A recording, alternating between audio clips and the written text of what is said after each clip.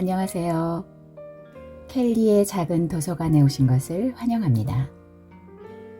오늘은 이충골 작가의 작별의 예식을 소개해 드리겠습니다.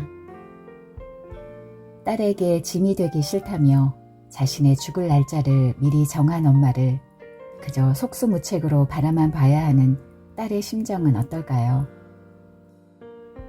구독과 좋아요, 알림 설정 부탁드리며 낭독 시작하겠습니다.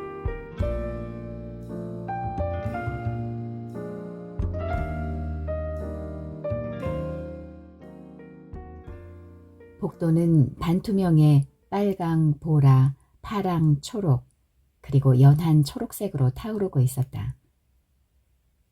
회색 양복을 입은 청년이 화장실에서 나오다가 내 눈앞에서 바지춤을 올리곤 사나운 건지 애도하는 건지 알 수 없는 색채를 몰고 중앙계단으로 사라졌다.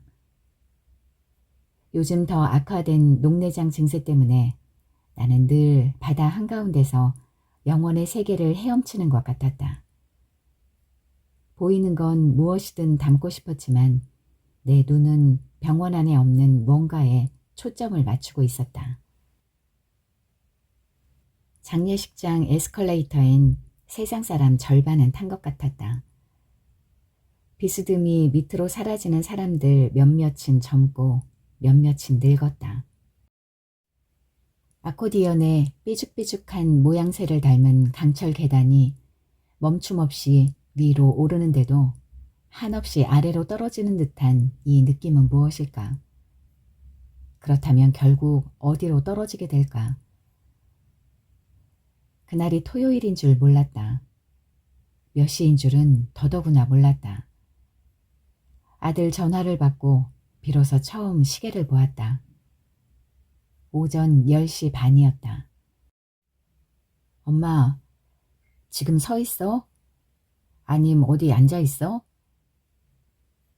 변성기가 늦게 지난 아이 목소리엔 어두침침한 덮개가 덮여 있었다. 뭔 소리니 그게? 엄마 지금 서 있어. 집에 다 와가. 아침부터 어디 간 건데? 약국 간판 앞으로 모세혈관 같은 가지가 뻗어 있었다. 이파리에 묻은 먼지는 이끼처럼 두터웠다. 시장에서 고추랑 부추랑 열무랑 좀 샀어. 집에 찍어 먹을 게 하나도 없잖아. 새벽 트럭에서 파는 아저씨라 서두르지 않으면 좋은 거 다 나가거든. 엄마, 그럼 어디 아무데나 좀 앉아서 들어줄래? 아들 목소리는 여전히 콘크리트 냉장고 같은 한기로 얼어 있었다. 온몸에 추운 건지 따끔거리는 건지 알 수 없는 감각이 흘렀다. 엄마, 내 말 듣고 있는 거야? 뱃속이 바가지 크기만큼 휑해졌다. 나는 늘 엄마에게 무슨 일이 있으면 내 몸에 확실한 기미가 있을 거라고 믿었다. 그리고 이 순간부터 그 뒤틀린 믿음을 동정하기 시작했다. 무슨 일인데 대체 얘가 오늘따라 왜 그래? 엄마, 할머니 돌아가셨어. 숨을 안 쉬셔. 엄마? 수화기를 귀에 댄 채 걷기 시작했다. 오른쪽 길로 가서 왼쪽으로 트는 식의 방향 감각 따위는 없었다. 구두 밑창이 길바닥과 닿는지도 알 수 없었다. 대낮의 광선이 화장품 할인 가게 유리에 비친 보랏빛 입술을 되비추었다. 코트 안감이 방탄복처럼 몸을 감싸는데도 말할 수 없이 추웠다. 나는 삶에서 일어나는 변화들이 얼마나 크건 미리 짠 안무처럼 오래 익혀온 스텝처럼 잘 다루어 왔다고 믿었다. 하지만 엄마와 나는 언젠가 헤어질 테니 그 순간을 품위 있게 맞이해야지 라던 지혜는 아무 소용이 없었다. 일단 119에 먼저 전화했어. 아빠도 여기 같이 있어. 엄마가 언젠가 수제비를 만들다가 내 발 앞으로 쓰러진 적이 있었다. 그때 나는 전화번호를 하나도 떠올리지 못했다. 아빠랑 너는 어떻게 알고? 엄마, 오늘 할머니 생신인 건 몰랐어? 어떻게 그걸 까먹을 수 있어? 아침에 생일 축하한다고 할머니한테 전화했는데 받지 않으시잖아.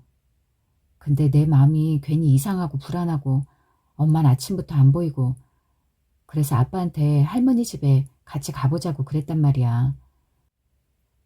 아들은 비로소 검붉은 목소리로 흑흑대기 시작했다.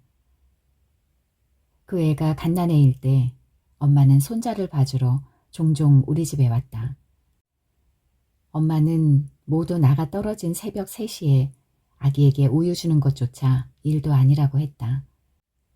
아이에게 그런 할머니 노릇은 두 번째 엄마를 가져다 주는 것과 같았다. 아이를 돌보지 않는 건 늙은이들의 직무유기야. 그런 것도 안 하면 사는 게 지겨워서 미쳐버릴지도 모른다고.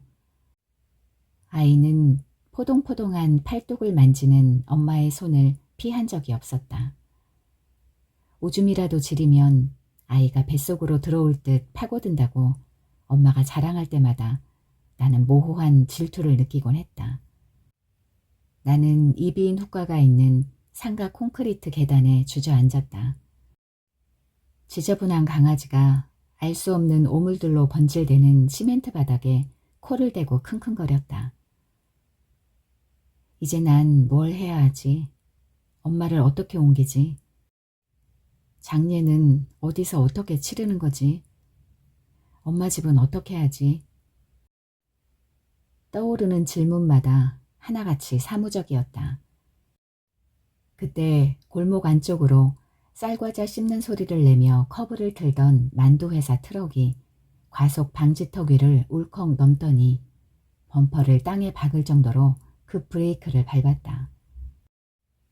동시에 조금 전에 그 강아지가 1.5m쯤 튕겨져 올라갔다가 뒤로 눕혀져선 그대로 보도 턱으로 떨어졌다. 홍옥만한 머리가 순식간에 대접 크기로 붉어졌다. 엄마는 방석 위에 몸을 구부린 채 쓰러져 있었다. 입은 받아들일 수 있는 최대치를 몸에 채우려는 듯 열려 있었다. 남편과 아이는 엄마의 얼굴을 어루만지며 울고 있었다. 눈물을 흘리는 게 차라리 대담하게 느껴졌다. 눈물 없이 다른 것들, 예를 들어 손바닥이나 어깨로 감정을 표현하는 게 얼마나 자연스럽고 사려 깊은지 비로소 알 것 같았다. 나도 엄마를 만지고 싶었다. 그렇게 해도 되는지는 몰랐다. 아들은 작은 만두만큼 부어오른 눈으로 나를 돌아보았다. 엄마의 팔은 침대 밖으로 비어져 나온 아이의 발 같았다. 손목에 난 네모난 분홍색 상처는 나 때문이었다. 엄마는 작년 겨울에 이 화학당 동창들을 만나고 오던 길에 넘어져서 약국에서 급한 대로 처치를 받았는데 거기 붙였던 반창고를 내가 너무 빨리 떼는 바람에 살점이 떨어져 나간 거였다. 크리켓 막대기처럼 뻣뻣한 팔로 엄마를 안을 때 엄마 머리에 꽂힌 머리핀이 내 가슴을 콕 찔렀다. 영화에서 보던 작별 인사는 아니었다. 그 말을 들은 건 집에서 가지고 온 오징어채 무침과 깻잎, 귤 몇 개와 바카스 한 박스를 식탁에 부려놓고 있을 때였다. 지금 뭐라 그랬어? 죽겠다고 한 거 맞아, 엄마? 쌓아 올린 반찬통에 턱을 댄 채 냉장고 문을 열다 말고 나는 엄마를 보았다. 생각해보면 후회가 없어. 행복했다곤 할 수 없어도 후회는 없어. 없는 것 같아. 에미야, 너한테 정말 고맙다. 남보다 낫게 해준 것 하나 없었는데도 나한테 정말 좋은 딸이었어. 내 딸로 살아준 거 고마워. 참 고마워. 매일 성경책을 읽는 낮은 탁자 앞에 앉아 별이 들어있는 듯 맑은 눈을 하고는 우리가 늘 나누던 것과 똑같은 편안한 언어로, 똑같이 다정한 어조로 죽는 게 너무나 편한 일인 것처럼, 그러니까 전등불이 꺼지고 잔치가 끝나고 음악이 멈추는 것처럼 그렇게 자연스러운 어투로. 엄마 왜 그래 갑자기?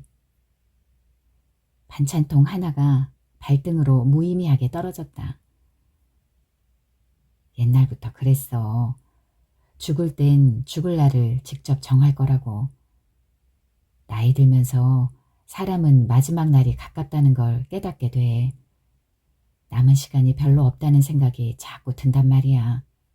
얼마를 더 살 건지. 물론 정확한 날짜야 모르지만 한계가 있지. 지금이 그때고. 머릿속이 수신 상태가 나쁜 라디오처럼 지직거렸다. 엄마가 비이성적인 사람이 아니라는 게 갑자기 오싹하게 느껴졌다. 천천히 농담처럼 넘기려고 애쓰며 가스불을 넣었다. 부엌 창밖으로 이파리를 늘어뜨린 나무들은 내 눈이 보고 싶어 하지만 볼 수 없는 그림자들을 만들고 있었다.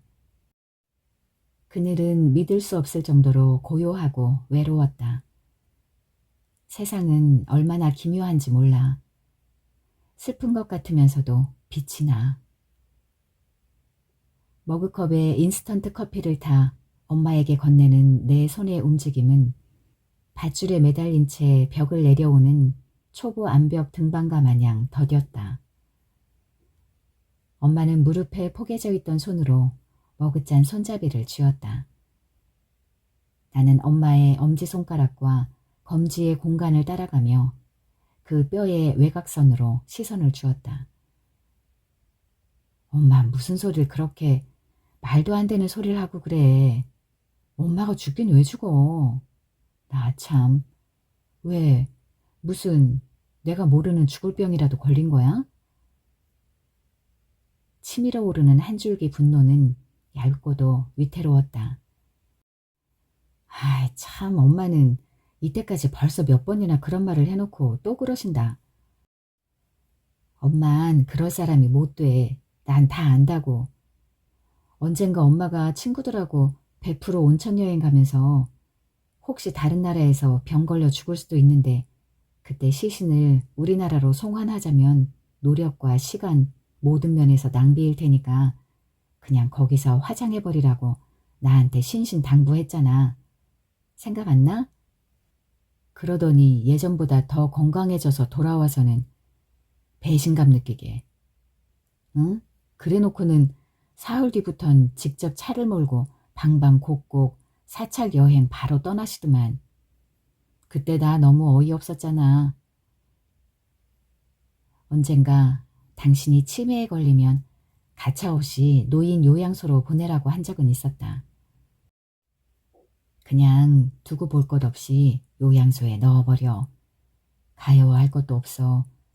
나아질 리 없고 나아지지도 않아. 그냥 네 엄마 꼴을 한 천치라고 생각하면 돼. 천치랑 어떻게 한 지붕 뒤집어 쓰고 살 수 있겠니? 스스로가 무가치하게 느껴질 때 자신을 죽인다는 게 그릇되다는 통념은 나도 없었다. 오히려 엄마의 생각을 존중했다. 그러나 늙는 것에 대한 내 관념은 간결하고도 추상적이었다. 국민의료보조제도나 노인의료보험 같은 건 하나도 몰랐다. 노년이란 기껏 무욕의 평평한 시간이라고만 생각했다. 종종 해박한 의견으로 집안 대소사를 참견하다 흔들 의자에 앉아 노을을 바라보는 시계. 나 또한 언젠가 노인이 되면 매일 뜨개질을 하거나 기도를 하거나 술을 마시거나 아니면 세 가지 다 한꺼번에 하고 있을지도 모른다는 생각을 했다. 왜? 평생 딸 자식한테 야단 한 번 속 시원히 치지 못하고 너무 좋은 엄마로 살았던 게 이제 와서 갑자기 분하고 억울해서 그래? 그런 거야?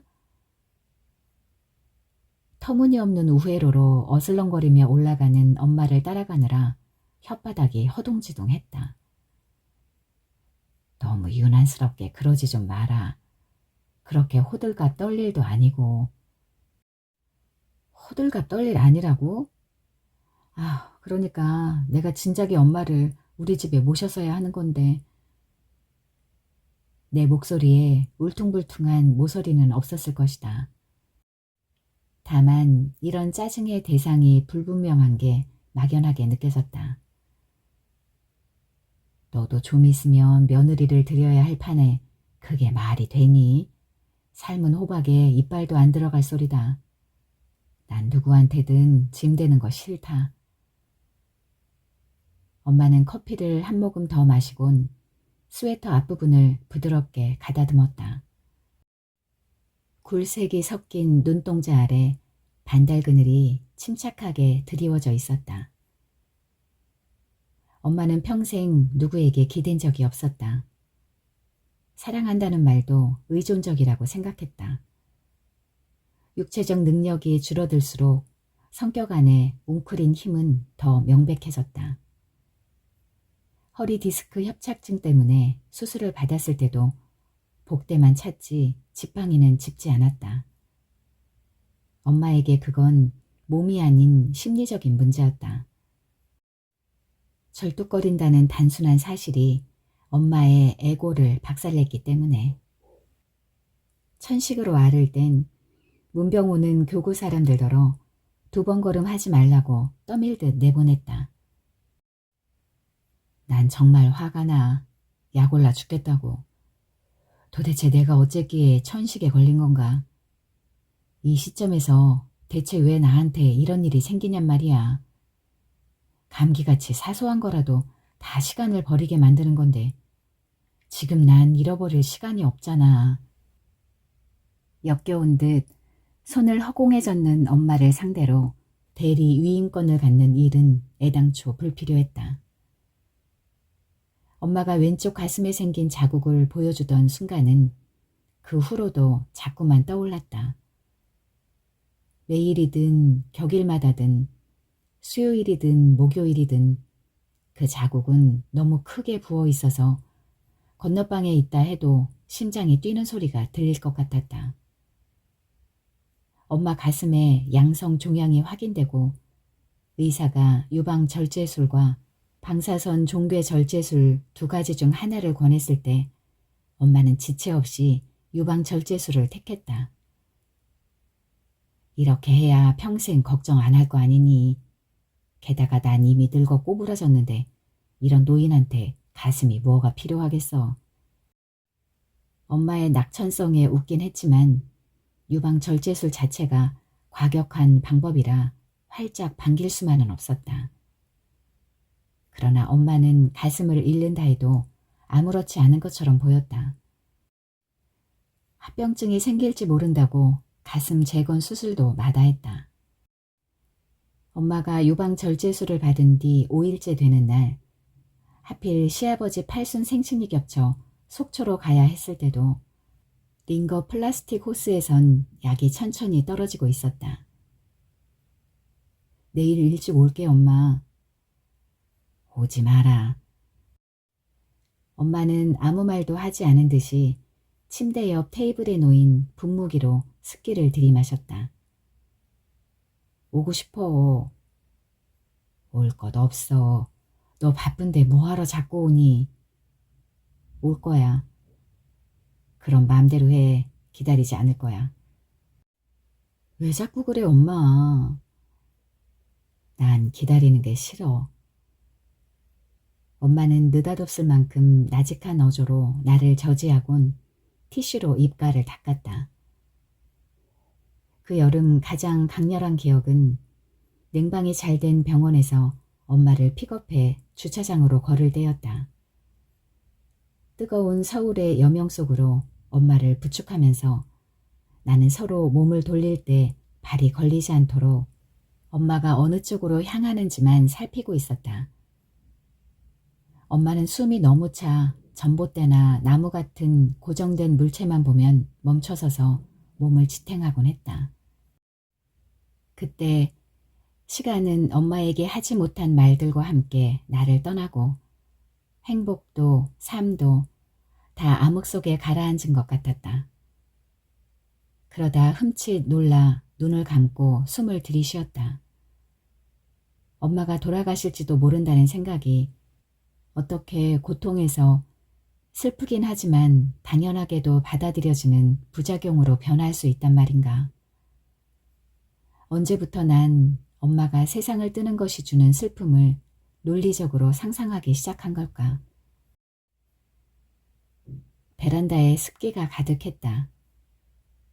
방충망에 맺힌 물방울마다 바깥 세상이 그대로 하지만 거꾸로 투영되고 있었다. 전에는 호랑이도 무섭지 않았어. 어디 한번 덤벼봐라. 내 앞에 산 한 채를 갖다 놓는다 해도 고개 한번 까딱하곤 올라섰어. 그런데 이젠 모든 게 힘들고 지쳐. 매일매일 몸이 약해진다는 게 어떤 건지 너무 느껴. 곤히 자다가도 너무 아파 깨서는 혼자 울 때도 있어.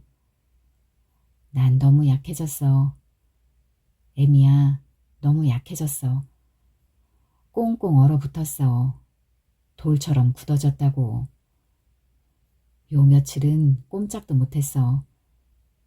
이제 곧 남들한테 내 모든 걸 의지해야 할 때가 올 거라고. 밥도 혼자 못 먹고 심지어 씹어 삼킬 수도 없을 거야. 늙어 죽는 이유가 삼킬 힘이 없어서라는 말 너도 들어봤지? 엄마가 말이기라도 한 것처럼 이따금 그 입을 열고 면면히 살펴볼 때 교정 한 번 안 했는데도 가지런한 치열은 그녀의 자부심이었다. 그러나 교사직을 물러나면서부터 치아를 몇 개나 드러낸 엄마 입속은 수많은 금속 충전재들로 채워졌다.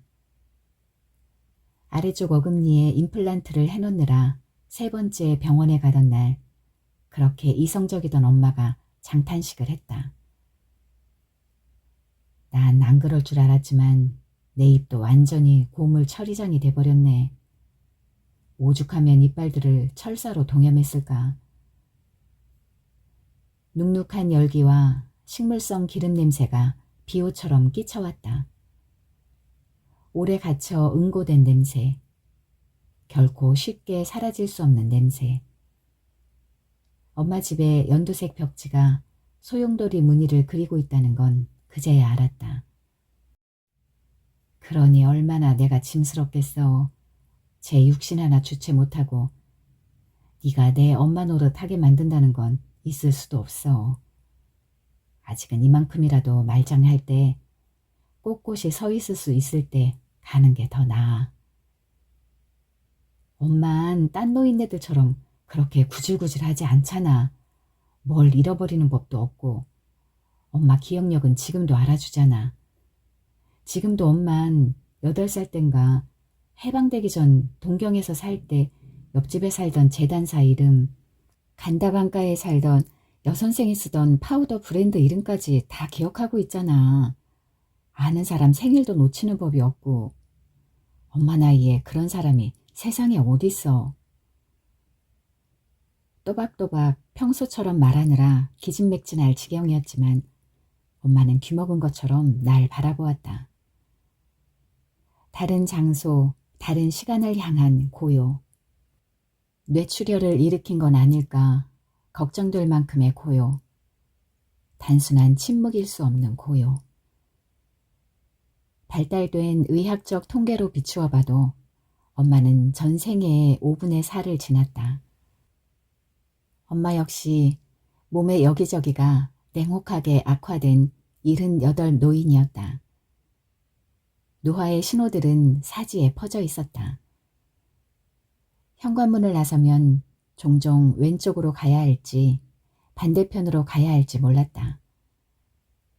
옷 입는 법이 기억나지 않는다고 전화한 적도 있었다.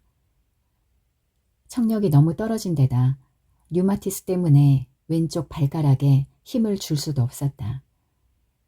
그리고 왼쪽 눈에 늘 뭔가 날아다닌다면서 벌레를 쫓듯 허공을 휘젓던 손.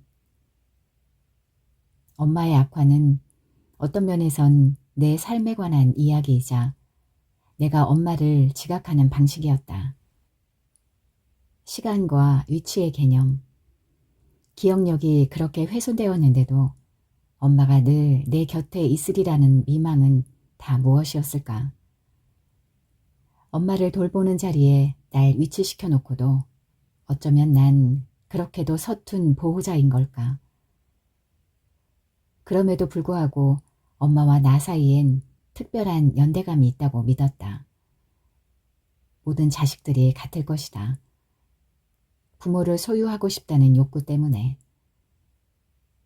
작은 유리병에 멸치가루, 천일염, 후추를 넣고 이름표를 붙일 때마다 내가 얼마나 엄마를 빼다 박았는지 깨닫곤 했다.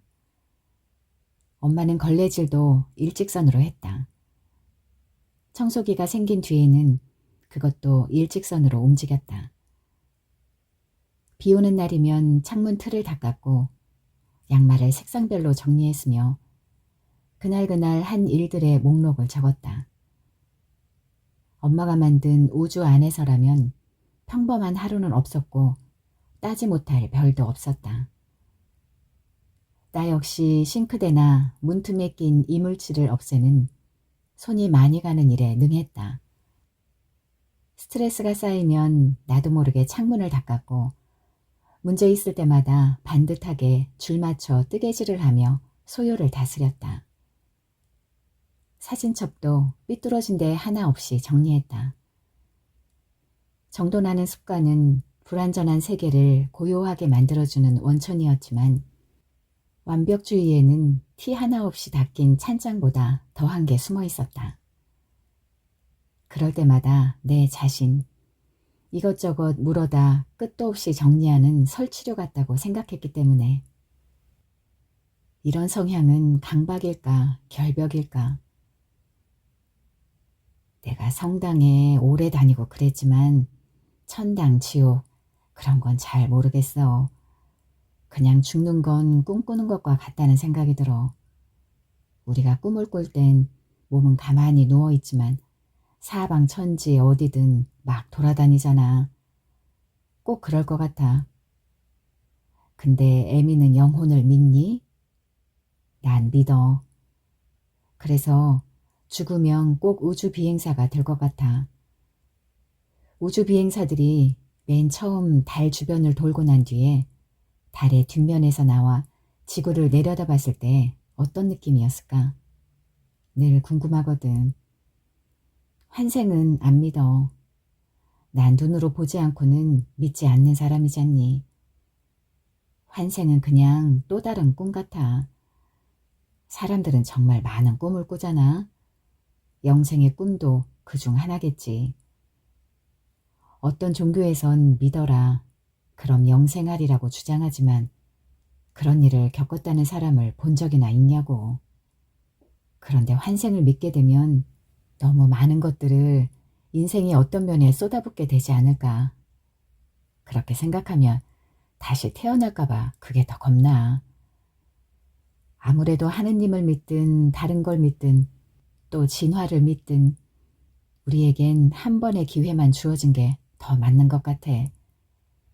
그러니까 영원히 머물기를 원해선 안 되는 거야. 아주 수퉁맞고 흉하다고. 엄마는 연한 혀로 입가를 훔친 다음 수그린 자세로 창문 밖을 바라보았다. 창문에 비친 우리 둘의 연한 모습을 보고 있자니 엄마가 뭘 좋아하는지, 어딜 가고 싶어 하는지, 누굴 보고 싶어 하는지 정작 엄마에 대해 아는 게 하나도 없다는 생각이 들었다. 이젠 내 친구들도 다 죽었어. 5명 중에 나만 남았다니까. 무엇보다 궁금한 게 없어졌어.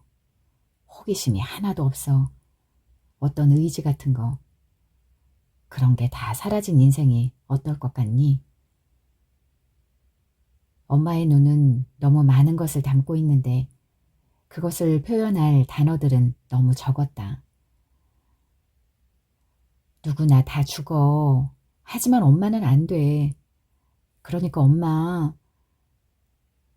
아픔이 깨진 유리처럼 뒤통수에 꽂혔다. 나는 눈물을 참기 위해 눈가 쪽으로 손을 펄럭였다.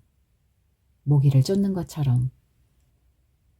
8월이 왔고 7월보다 더운지는 분명하지 않았다. 유난히 매미떼가 들끓는 여름이었다. 땅에서부터 솟아나온 매미들은 나뭇가지 위에서 오글거리다가 가끔 커튼에 붙거나 옷에 달라붙기도 했다. 나는 유달리 예민한 데다 살이라곤 하나도 없이 골개미를 자랑하는 아들애를 먹인다고 4시간째 사고를 고며 회색 개 2마리가 지그재그로 달리며 이리저리 뒤집혀 허우적대는 매미들을 쫓는 광경을 내려다보고 있었다. 그때 전자레인지의 차인벨 소리와 동시에 엄마에게서 전화가 걸려왔다. 얘, 여기가 어디니? 무슨 소리예요, 엄마? 거기 어딘데? 내 목소리는 아들이 고등학생이 되고부턴 쓰지 않던 높은 톤으로 변했다. 모르니까 전화했지. 엄마 길 잃어버린 거야?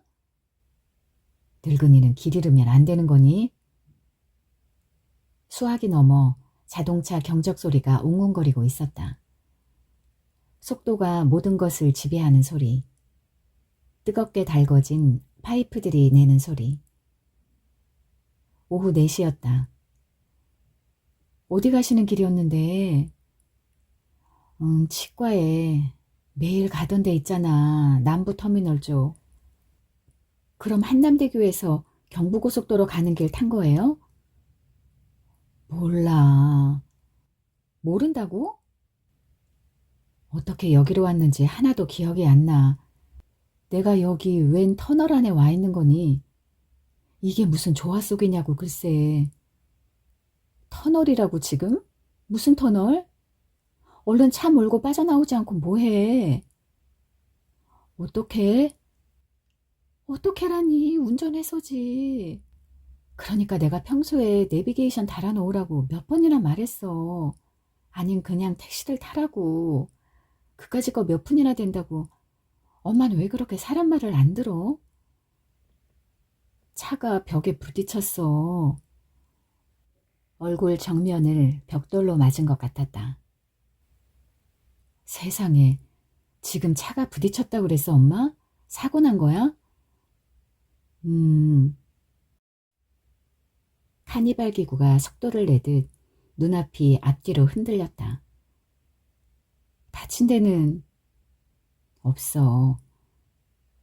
엄마 목소리가 고양이에게 먹이를 주는 것처럼 태연해서 이 편이 오히려 어리둥절할 지경이었다. 거기 무슨 표지판 같은 거 안 보여요? 아무거나 말해봐요. 아님 지나가는 차 세워서 물어보든지. 몰라, 안 보여. 아휴, 모른다고만 하면 어떡해. 나는 싱크대 타일이 벗겨지도록 소리를 질렀다. 수화기에 입술을 부딪히듯 하던 엄마의 목소리가 갑자기 비행기 기장의 멘트보다 희미해졌다. 나는 집 나간 엄마를 찾아 헤매는 작은 소녀처럼 무너져 내렸다. 엄마, 엄마 듣고 계세요? 전화가 왜 이래? 잘 안 들려? 아무튼 엄마 당황하지 말고 주변에 경찰들이 있나 한번 잘 봐봐. 아니 거기 그대로 있어. 어디 가지 말고. 응? 휴대폰 위치 추적은 용인의 한 터널을 가리키고 있었다. 나는 은행 월 결산이라 친구가 죽어도 문상 못 갈 만큼 바쁘다던 남편을 찾았다. 터널 안의 어둠은 식인 공룡처럼 두텁고 공격적이었다. 모든 자동차들이 저 앞에 장애물을 피해 빠져나갈 생각이 없는 듯 꾸물꾸물한 차선만 남은 빛으로 나아갔다.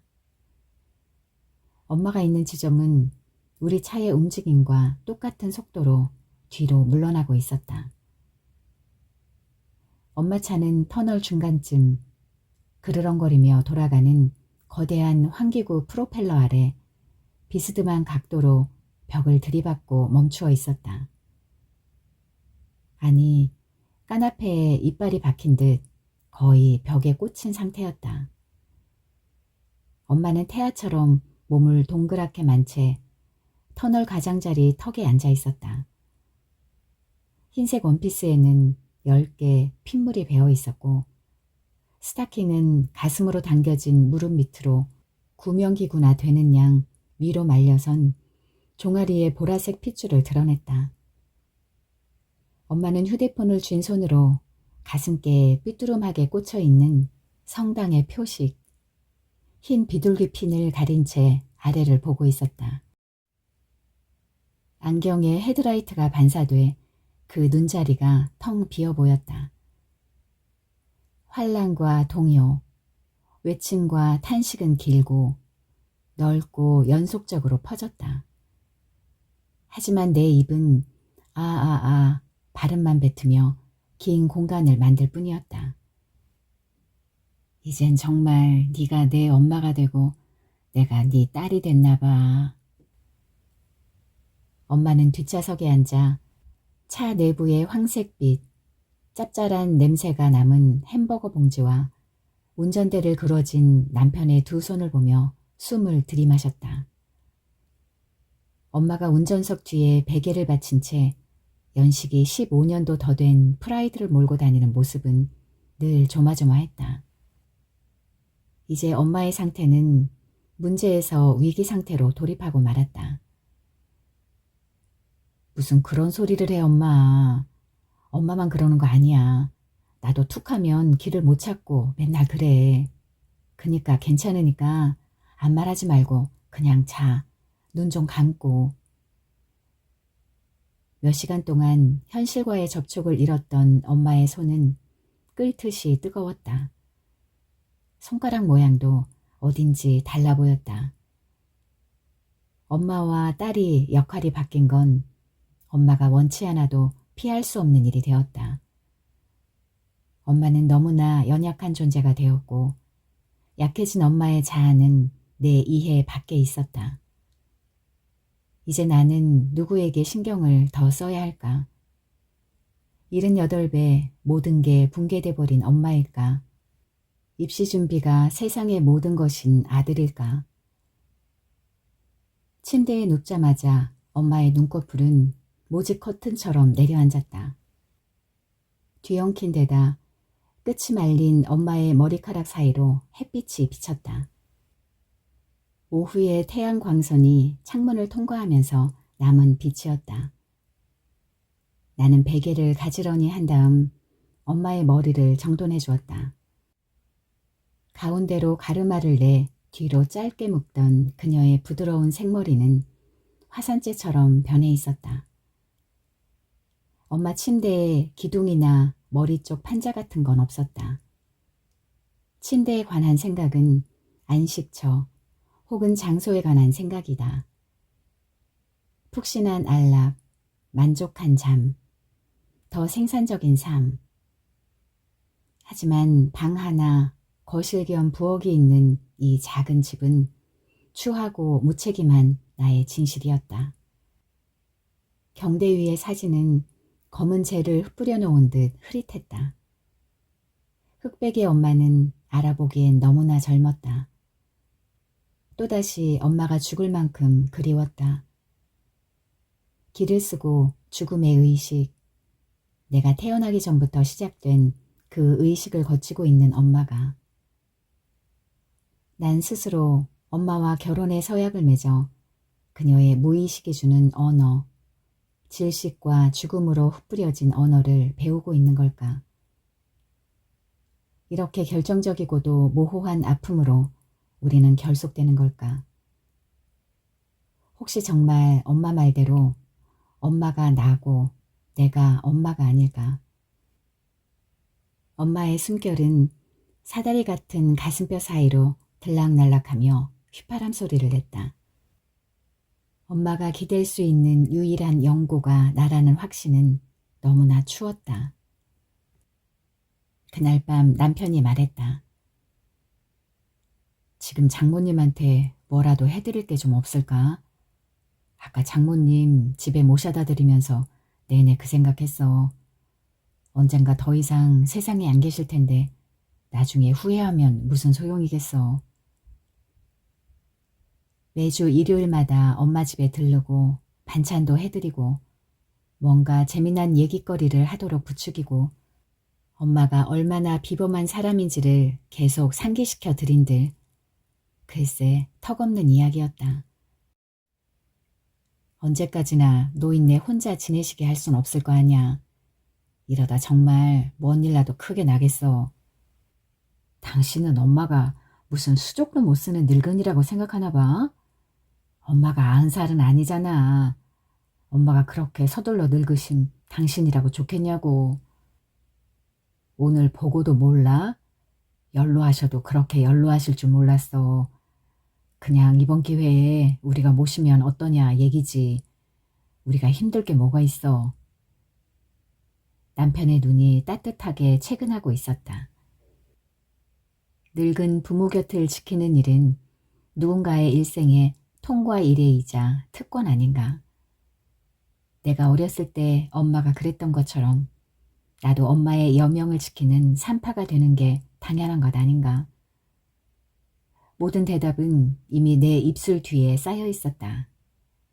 그러나 그 이야기는 이야기로만 끝났다. 정직하게 말한다면 남편이나 나나 서로의 생활이 급격하게 바뀌는 걸 원치 않았다. 엄마가 말한 11월 30일은 아버지 기일이기도 했다. 굳이 너 번거롭게 날짜 보태고 싶지 않아. 그런 게 다 늙은이 욕심이라고. 그냥 네 아버지 기일에 맞춰서 나도 같이 떠올리면 돼. 나 더 바라지 않는다. 바랄 것도 없고. 그 말을 할 때 엄마에겐 모든 감정적인 촉매가 사라진 것처럼 보였다. 11월이 되면서부터는 밍숭맹숭 집적대며 농담처럼 엄마를 대했다. 중순을 넘기자 매일매일이 단도대 칼날 아래서처럼 아슬아슬했다. 소파에 기댄 채 잠들었다가도 차오르는 두려움 때문에 찔린 듯 눈을 떴다. 그냥 해본 소리라는 엄마의 말을 기다렸지만 그런 일은 없었다. 나는 이 비밀을 스펀지처럼 뱃속에 감추며 걸어다닐 자신이 없었다. 일주일을 남기고는 매시간 엄마에게 전화를 해선 기밀을 살폈다. 아침 6시 반에 아들 도시락 챙기다 말고 여학교 때 엄마가 나한테 해주던 계란말이 생각을 핑계로 다짜고짜 전화하기도 했다. 지금도 설마 죽는 생각하는 거 아니지? 엄마가 그런 말 하고 나니까 내가 죽겠잖아. 도대체 왜 괜히 나 힘들게 만들고 그래? 내가 무너질지 미쳐갈지 볼 작정이야? 사람은 누구나 다 죽어. 그러니까 지금 미리 조금만 슬퍼하고 내가 죽은 다음엔 슬퍼할 거 없어. 아, 글쎄 누구든 죽어. 그걸 내가 모를까 봐? 그치만 엄만 날 떠나선 안 돼. 엄마 무섭지도 않아. 난 죽는 게 겁나지 않아. 아픈 게 더 겁나지. 죽으면 우리 엄마도 볼 수 있고 너희 이모랑 이모부, 친구들도 만날 수 있고. 그런데 돌아가신 아버지를 만난다면 나 자신을 다시 소개해야 알겠지? 아버지는 50년 전 일 말고는 아무것도 모를 텐데 지금은 아버지 돌아가실 때 나이보다 내가 더 먹긴 했지만 예, 근데 죽은 네 이모 병원에 누워있을 때 어느 날 갑자기 이러는 거야. 자길 떠나지 말고 있어달라고. 집에서 죽게 해달라고. 그렇게 해주지 못한 게 평생 가슴에 남았잖아. 근데 어젯밤 꿈엔 네 이모가 몸은 아이인데 죽을 때와 똑같은 얼굴로 찾아와선 날 빤히 쳐다보는 거 아니냐. 그렇게 간절할 수가 없는 눈으로 말이야. 나는 서둘러 엄마를 제지했다. 아우, 우리 엄마 진짜 큰일 나겠네. 너 나 귀찮아 안 할 거지? 생과 사라는 함수 속에서 엄마의 목소리는 거의 지배적일 만큼 침착했다. 엄마는 나 같은 건 벌써 잊은 것 같았다. 엄마 도대체 왜 그래? 내가 엄마 사는 거 지긋지긋하게 만들었어? 엄마가 치매 노인이야? 누가 엄마 어디 딴 데다 갖다 버렸어? 딴 데 가래? 그래서 사는 게 치욕스럽고 그런 거야? 말 좀 해봐 얼른. 들떠있는 어떤 순간도 엄마의 사소한 기미 하나, 말꼬리 하나로 가라앉았다. 희망과 절망, 또 절망, 다시 찾은 희망, 더 커진 희망, 결국 더 깊은 나락으로 빠지는 절망. 덧붙여 기이하고도 충동적인 분노가 지칠 줄 모르고 이어졌다. 엄마는 언제부터 죽음에 달라붙은 무시무시한 병이랑 껍질을 벗겨 직접 만지기를 갈망한 걸까? 혹시 작년에 엄마하고 19 그리고 80을 본 게 문제였을까?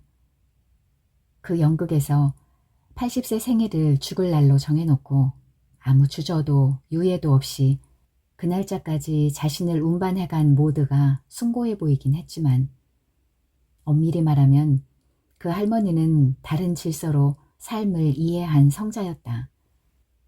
그런 사람이 아니라면 어느 누가 죽는 게 슬퍼할 일이 아니라고 노래하듯 초월적으로 또는 직접적으로 말할 수 있단 말인가. 그럼에도 불구하고 엄마는 정말 일반적인 위안의 영역 넘어 손닿지 않는 내면 깊숙한 곳으로 숨어버린 걸까. 사람들은 진실이 자유롭게 해줄 거란 말을 좋아하지만 그 진실이라는 게 단순하고 잔인한 단 하나일 뿐일 땐 어떻게 될까? 전에는 늘 이런 생각을 했다. 난 지진으로 죽지 않을 거고 비행기 사고로도 죽을 일이 없다고. 신이 나를 그렇게 빨리 데려가려고 이 세상에 내놓은 건 아닐 거라고. 그러나 엄마가 돌아가신다면 모든 믿음은 추운 날 아침의 숨결처럼 사라져버릴 것이다. 엄마와 함께 있고 싶다는 두려움은 엄마와 함께 있지 못하리라는 두려움에 덮인 채 내 자신에게 말했다. 이젠 어쩔 수 없어. 난 엄마를 막을 수 없을 거야. 엄마는 절대로 생각을 바꾸지 않을 테니까. 그러나 엄마가 돌아가시고 나면 난 영원히 결백할 수 없을 거야. 가슴 사이의 골짜기로 슬픈 확신이 주르르 흘러내렸다. 11월 29일 저녁엔 아예 엄마 집에 가선 1초도 방심하지 않고 그녀를 감시했다. 나는 거의 초읽기에 몰린 필사적인 바둑 적수와 같았다. 엄마가 화장실 갈 때도 대걸레를 빠는 척 같이 따라갔다. 여느 때와 다른 건 하나도 없었다. 손에 힘이 없어 감자칩 봉지를 열어달라는 엄마의 얼굴은 평온하다 못해 따분해 보였다. 크리스마스에도 아무 일이 없었다. 스스로 목숨을 끊겠다는 마음을 다잡기 위해선 시간이 더 필요했을까? 하필 청송에 사는 엄마 이화학당 친구분이 엄마 집에 와서 며칠 머무르는 중이긴 했다. 그러자 엄마가 죽겠다고 말한 건 자기를 더 챙겨달라는 노인 특유의 응석이라고 정리해 치웠었다. 끝이 가까이 와 있다는 걸 본능적으로 알게 되는 순간이 있기 마련이라지만 엄마의 생일은 아예 엄두에도 없었다. 엄마를 마지막으로 본 날 엄마 집엔 모든 시간의 사금파리들이 다 뛰쳐나와 있었다. 옷가지며 앨범은 물론이고 동전과 그릇 조각까지 매만지는 소녀의 소매엔 부조화한 색깔의 스티치가 둘러 있었다.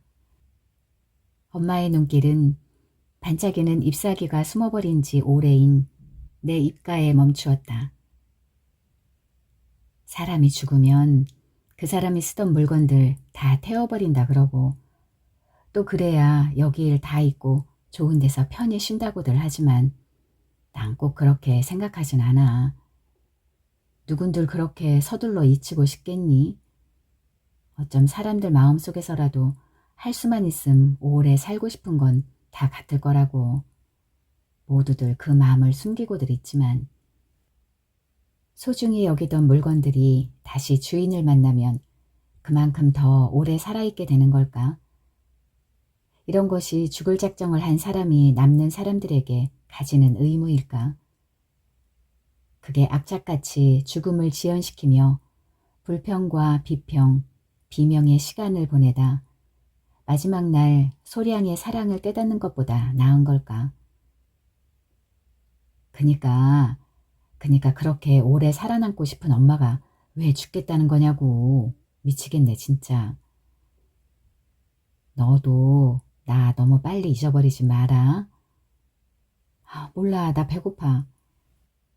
그날 백화점에서 취향 까다롭기가 여자애들 20명은 줄이를 틀 아들 청바지를 같이 고르다가 나자빠진 나는 벌떡 일어나 밥통을 열었다. 근데 애미야, 너 실눈 뜨는 건 좀 언급하고 넘어가야겠다. 눈 나쁘면 안경을 써라. 안경 쓴 여자는 남자들이 쳐다도 안 본다지만 네 나이에 그거 신경 쓸 건 없잖니? 시력이 안 좋아도 괜찮은 여자는 널리고 널렸어. 노인네가 웬 생전 안 하던 잔소리는.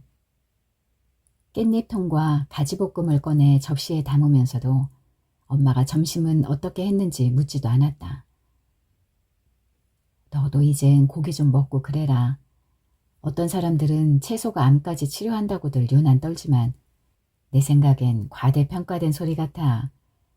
그냥 라이프 스타일일 뿐 아닌가? 지난주에 신부님이 6.25 때 대퇴부 총상을 입으셔서 지금도 다리 절고 계신 분 계시잖아. 그분이 나한테 뭐라 그랬는지 아니? 그분이 신은 우리에게 한 몸을 주셨으니 우리는 그 몸을 돌볼 필요가 있다. 그러셨어. 난 철학적인 생각을 하거나 내가 생각하는 원칙들을 자세히 설명할 줄은 모르지만 기본적으론 신부님하고 생각이 같아. 우리가 뇌를 가졌다는데 어째서 그걸 망치는 짓을 하겠니? 근데 너 병원은 제때 가보긴 하니? 매사 너무 예민하게 그러니까 하는 소리야. 엄마는 다시 조용해졌다. 그러더니 오래 기력이 없다가 갑자기 돌아온 듯 말을 이었다. 예, 근데 다들 자다가 죽고 싶다고들 하더만은 확실히 그게 제일 좋겠지. 아프지도 않고 추하지도 않고. 깻잎을 짚다 말고 나는 입안에서 밥알이 튀어나가도록 짜증을 냈다. 아우, 그만 좀 해. 듣기 싫어. 듣기 싫어 죽겠어. 그래, 언제 죽을 건데? 언제? 네 아버지 죽고 난 다음부터 넌 유머 감각이라곤 통 잃어버린 것 같아. 애미한테 성질만 내고. 누굴 닮아서 그렇겠어. 몰라서 물어? 엄마가 보여주는 자기 연민 없는 진술들은 약한 사람들이 따라하고 싶은 허세와 닮았는지도 몰랐다. 마지막 날에 뭘 입으면 좋을지 모르겠네. 죽었는데 누더기 같은 옷을 입고 있다면 이웃에게 얼마나 흉이 되겠어. 너희들한테야 말할 것도 없고. 솔직히 안동 삼배 같은 수위는 정말 싫다. 그것도 천연산 아니면 시체도 새까맣게 썩지도 않는데 나중에 혹시 이장하거나 분골해서 어디에 뿌리려 해도 자식들 심란하게 만들면 좋겠냐고. 그래서 난 매장은 싫다. 화장이 좋지. 구질구질 남겨져서 뭐 하려고. 혹 흰 면으로 된 수의가 있을까? 네가 일산 뉴코아에서 세일이라고 사준 잠옷을 입으면 너무 소녀 같겠지? 엄마는 반쯤 열린 문으로 사방에서 빛을 모으고 있었다. 창문으로부터, 방바닥으로부터, 투명한 커튼으로부터, 은색 전화에 이르기까지 모든 것들이 엄마를 향해 집중하고 있었다. 애미가 보기에 분홍색 잠옷은 어떻겠니? 전에 얘기한 적이 있지?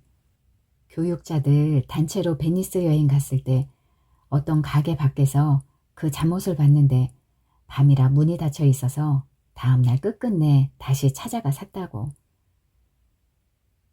엄마가 초등학교 교사로 정년 퇴직했다는 사실을 나는 또 잊고 있었다. 엄마가 우리 가족과 당신 친구들 사이의 소통자, 지식의 저장고였다는 것도. 그 오랜 사실을 그렇게 터무니없이 잊을 수 있는 걸까? 이것 좀 봐라 너. 엄마는 걸레통 옆에 놓인 아크릴 상자를 열어 여고 시절부터 간직했다던 사상계를 보여주었다. 빈 그릇을 설거지통에 넣고 나는 엄마가 앉은 방석에 끼어 앉았다. 편집 디자인을 이상이 맡은 잡지야. 놀랍지 않니?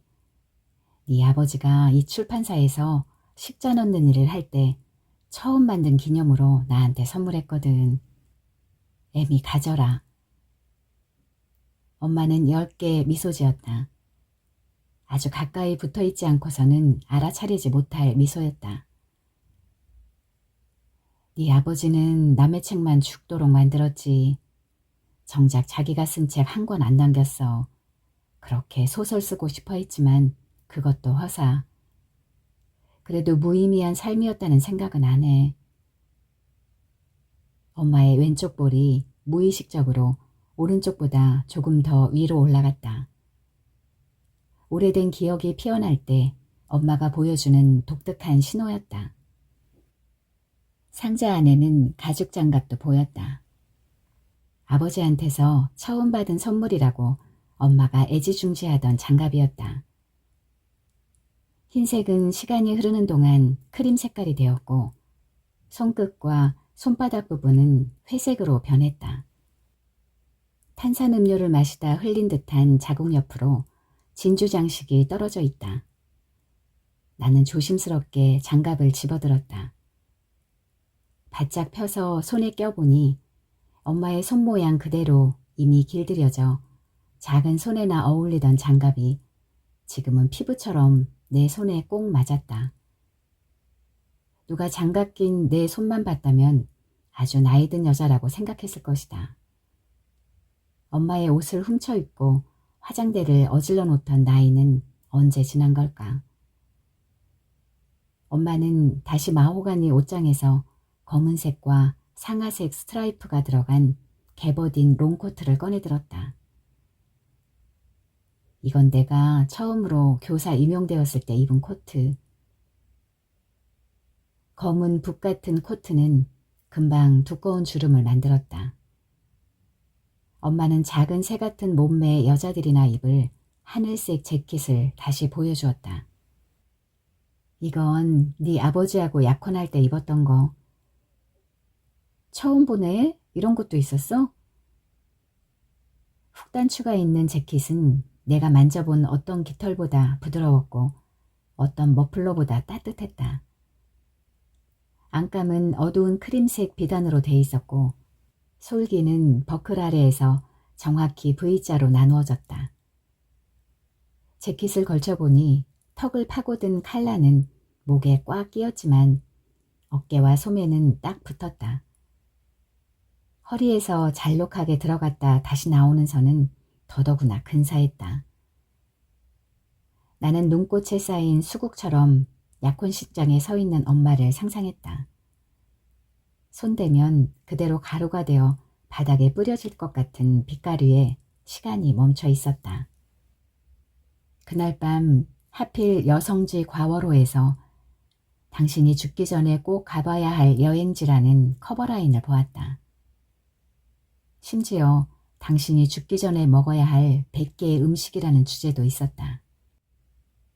죽음이라는 게 마일리지를 축적하는 동기부여 도구인 것처럼 삶의 깊이보단 폭을 더 소비하고 쓸 수 있는 한 최고의 것들을 탐색하라는 메시지라니. 결국 인생은 무수한 경험이 선반에 진열된 슈퍼마켓 같은 걸까? 계산대에 가기 전까지 가능한 많은 경험을 골라 담아야 하다니. 죽는다는 생각을 염두에 두는 것이 어떤 위안으로 유용한 조언으로 죽음의 문턱에선 모두를 지혜롭게 만들게라도 한단 말인가. 잡지를 덮고 TV 장식장 위에 놓인 긴 자루가 달린 손거울로 손을 뻗었다. 엄마를 닮은 여자. 수수하면서도 늘 상처 입은 직후 같은 얼굴. 세상 모든 게 받아들이기 힘겹다고 말하는 침울한 눈매. 왼쪽 뺨에 작은 사마귀. 졸린 듯한 눈꼬리. 엄마가 물려받고 나에게도 대물림한 외가 특유의 광대뼈. 무딘 가위로 어둠 속에서 혼자 자른 듯한 머리카락.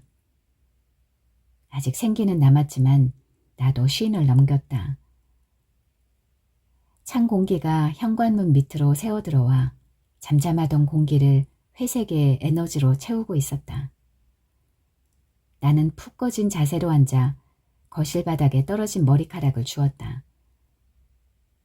포도송이처럼 말린 머리카락을 자세히 들여다보는데 시간이 왜곡된 듯한 느낌이 다시 덮쳤다.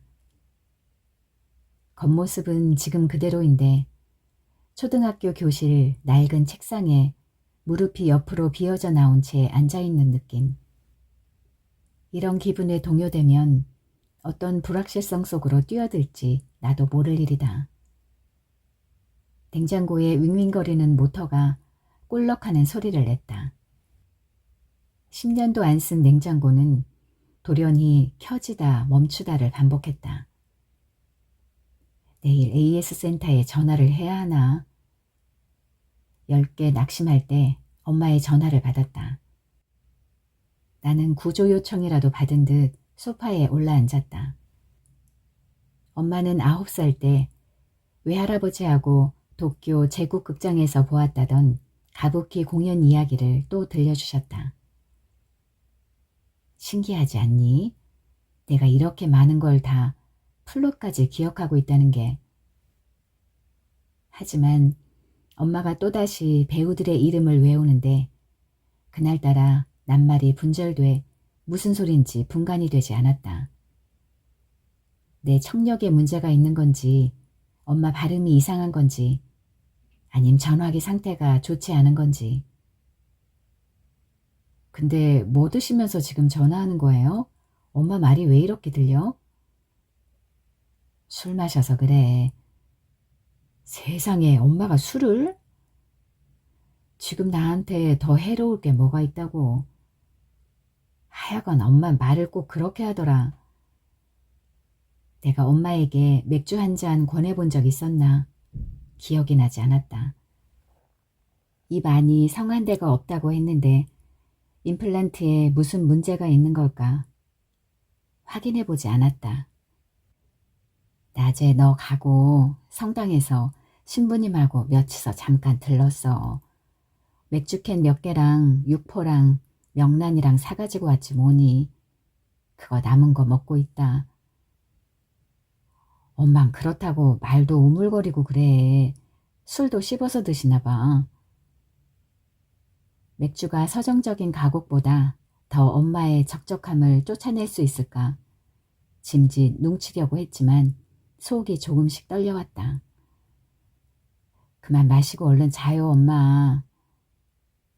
네가 그립구나. 엄마의 목소리는 하늘한 귀퉁이에 숨겨져 있는 것 같았다. 아유, 우리 엄마 취하셨네. 나도 엄마 그립지. 엄마 사랑하지. 엄마도 그거 알지? 다른 동의 아파트 창문이 네모나게 빛나고 있었다. 나뭇가지에서 익어가는 우리 집 살구 색깔 거실 등만 이상하게 붉게 보였다. 어서 주무세요. 나 지금 애 밤참 만들어줘야 해. 전화를 끊고 나는 아이가 학교 가는 길에 웅덩이에서 주워왔다고 웅이라고 이름 붙인 고양이에게 손짓했다. 이리 좀 와봐. 안 오고 왜 그러고 있니? 내가 싫으니? 고양이는 내 옆이 가도 좋을 만큼 안전한 곳인지 확신하지 못한 듯 거실장 그늘에 오독하니 서 있었다. 지금은 내 상태를 아주 잘 아는 척 저렇게 얌전히 있지만 내가 죽으면 먹이가 든 선반을 어떻게 열어야 할까 그것만 고민하겠지. 장례식은 별다를 게 없었다.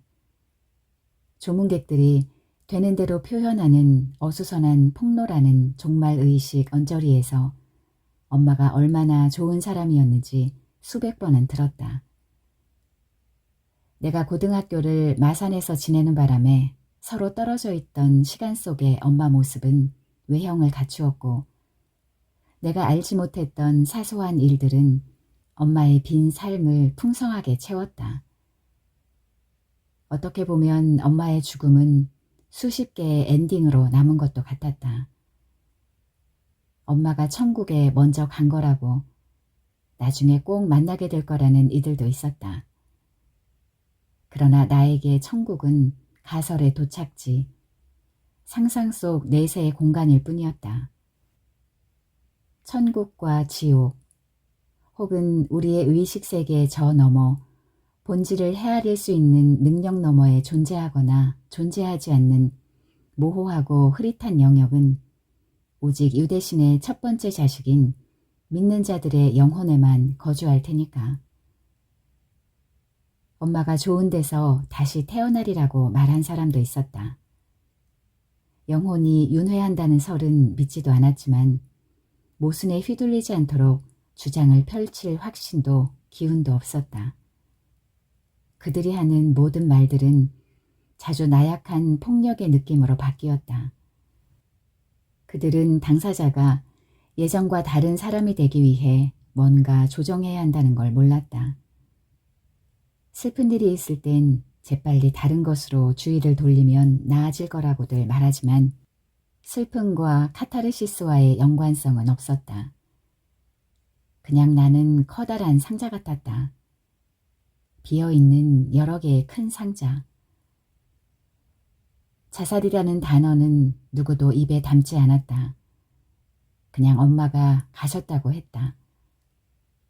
이렇게 말하면 종교적이지는 않지만 엄마의 선택과 대개의 절망적인 자살 사이에 분명한 국경선을 그었다.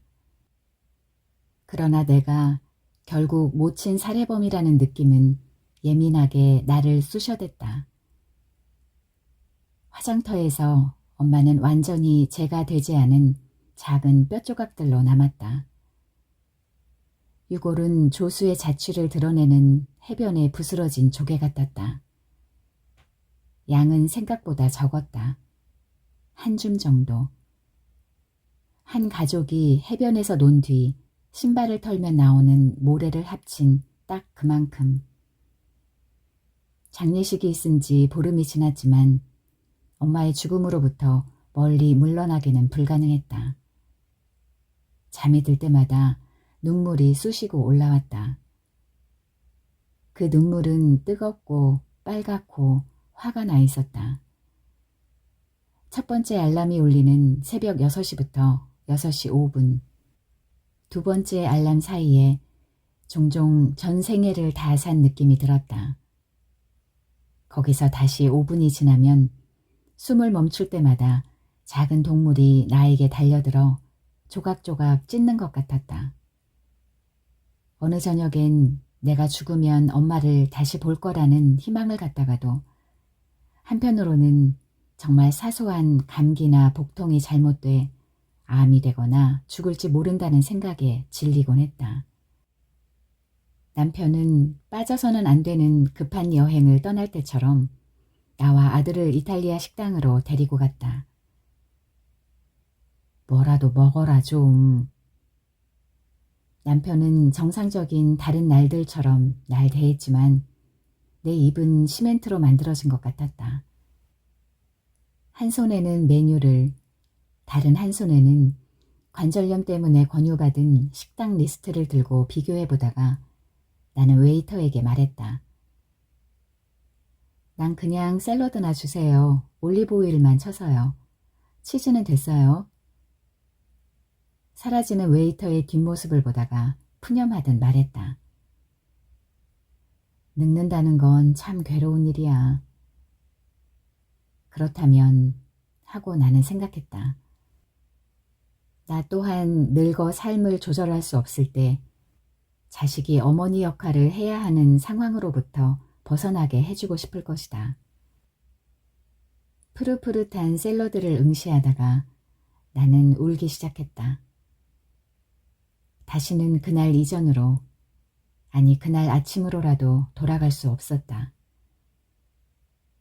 기억은 뜨거운 한낮 보도 위로 피어오르는 수증기처럼 가느다랗지만 언젠가 뚜렷이 볼 수 있는 시간이 다가오기 마련이다. 습한 일요일 낮, 마트에서 장을 보곤 계산대를 빠져나와 에스컬레이터를 탔다. 1층으로 내려오는 동안 나는 적당히 조용한 목소리로 엄마에게 말하고 있었다. 유리문을 열고 밖으로 나가는데 문득 말을 건 사람은 내가 아니라 엄마라고 생각했다. 집에서나 거리에서 혹은 공공장소에서 나는 중세 화폭의 위쪽 언저리에 떠다니는 천사처럼 자주 엄마를 떠올렸다. 유령으로 보다는 내 기억 속 모습으로, 가끔은 젊고 매력적인 엄마로, 보통은 죽기 직전 늙고 병약한 모습으로, 그럼 소리내 웃기 직전이면 장난스럽게 치켜 올라가던 입가와 그 사이의 보조개, 납작한 코, 생전에 그랬던 것처럼 당황한 기색이 서린 눈, 돌아가시기 전 모습 그대로의 머리카락이 떠올랐다. 얼굴이 떠오르고 나면 나머지 부분도 서서히 눈에 들어왔다. 엄마는 사람들이 흔히 생각하듯 공중에서 나를 부르지 않았다. 만질 듯 가까운 데서 모습을 드러내지도 않았다. 방에 있을 때 엄마가 내 가까이에 있다는 느낌이 든다거나 누군가의 어깨 너머에서 엄마가 보였다거나 한 적은 없었다. 죽은 이가 소리 없이 곁에 와 있다는 느낌이 든다는 게 가능할까? 사람들이 저 세상으로 넘어갈 수 있고 저쪽 사람들도 이리로 들어올 수 있을 것 같은 투과성을 그렇게 쉽게 받아들일 수 있을까? 그러나 사후 세계를 믿지 않는다면 내가 왜 죽은 이에게 말을 건네는 걸까? 그렇다면 나는 도대체 누구에게 말을 건네는 걸까?